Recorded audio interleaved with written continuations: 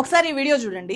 ఎక్కడెక్కడ మతం ఉంటుందో అక్కడక్కడ విభజన ఉంటుంది. అది క్రైస్తవ మతమైనా సరే. మళ్ళీ చెప్పనా, ఎక్కడెక్కడ మతం విస్తరిస్తుందో అక్కడక్కడ విభజన ఉంటుంది. ఎందుకు అనంటే మతం మానవ కల్పితం. మతం మానవ నిర్మితమైన, మానవ కల్పితమైన ఒక వ్యవస్థ. మతాలు ప్రజల మధ్యలో చిచ్చు పెడతాయి. మతాలు ప్రజలను ఒకరికంటే తక్కువగా చూసే ప్రయత్నం చేస్తాయి. మతం అనేది ఒక విగ్రహం. మతం అనేది ఒక విగ్రహం. అది క్రైస్తవ మతం. అంటే క్రైస్తవ మతబోధకుడిగా ఉంటూనే ఆ మతాన్ని విమర్శించడానికి కూడా ఆయన ఎప్పుడూ వెనకడుగు వేయలేదు. నాకు ఏ కులము లేదు అని చెప్పి బహిరంగంగా ప్రకటించిన ప్రవీణ్ పగడాలకు కులం విషయంలో కూడా చాలా స్పష్టత ఉంది. నేను మా పిల్లల్ని తీసుకెళ్లి జాయిన్ చేయడానికి వెళ్ళాను స్కూల్లో. సార్ మీ కులం చెప్పండి అన్నాడు. ఎందుకు నీకు అన్నాను. రాయాలి సార్ అన్నాడు. నాకు లేదురా అన్నాను. అటెండ్ సార్ మీరు చెప్పాలి సార్, మీరు ఒప్పుకో. నాకు లేదండి, మీకేంటి ప్రాబ్లము? లేదు సార్, పిల్లలకు చాలా ప్రాబ్లం అవుతుంది సార్ రేపు అన్నాడు.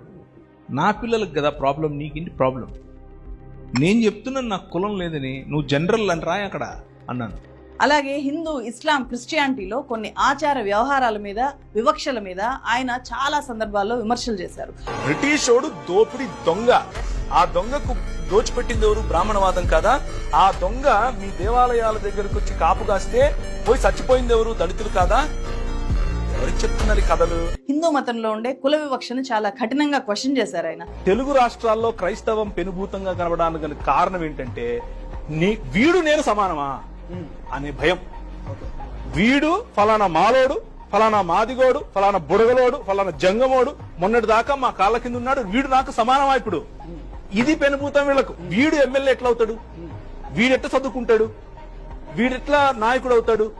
ఇస్లాంలో మహిళలకు ఇస్తున్న ప్రాధాన్యతను ఆయన ప్రశ్నించినందుకు ఇలా డైరెక్ట్ గా ఆయన సోషల్ మీడియా ద్వారా బెదిరింపుల్ని ఫేస్ చేశారు. ఆ తర్వాత నేను క్షమాపణలు చెప్తాను అని కూడా ఆయన స్వయంగా పోస్ట్ చేశారు. నన్ను చంపకండి అని చెప్పి చేసిన ఈ పోస్ట్ ఇప్పుడు విపరీతంగా వైరల్ అవుతోంది.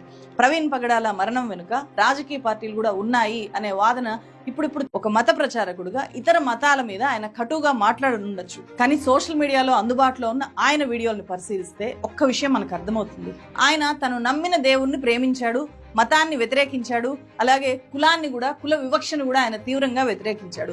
మనిషిని హక్కును చేర్చుకోవాలి అని చెప్పి ఆయన పిలుపునిచ్చాడు. అందుకే try to live a real human life అని చెప్పి ప్రవీణ్ పగడాల పదే పదే ప్రచారం చేశారు. Try to live a real human life. నిజమైన మనిషిగా బ్రతికి చూడు, మతం మెల్లిమెల్లిగా తన పట్టు కోల్పోతుంది. That's what Paul did. Paul చేసింది అదే. ఇది చాలా చాలా సెన్సిటివ్ కేసు. ఈ కేసులో ఉండే సెన్సిటివిటీని అర్థం చేసుకుని నేను ప్రవీణ్ పగడాల